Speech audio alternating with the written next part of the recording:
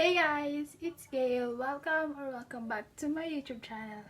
So for today's video, I will be painting my accent wall. Yes, magkaka-accent wall na ako. And okay, so itong part na to, yan yung pipinturahan ko ng ganito.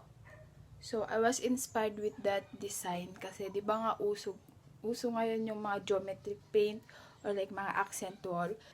Hopefully yung kinuha kong paint is match sa theme ng kwarto ko. Kasi yung theme ng kwarto ko na gusto ko is beige, touch of pink, and touch of gray. So, yung kinuha kong paint is the amber rose and the stone gray. Okay, so lahat ng to is 500. Saktong 500 na yung nagastos ko. And yung binili ko is paint, which is ganitong size, 200 to, dalawa. Ito yung amber rose and the stone gray. Bumili rin ako ng masking tape para mas maganda yung line na magagawa kasi geometric paint yung gagawin ko. And also brush in the size 2. And also roller brush.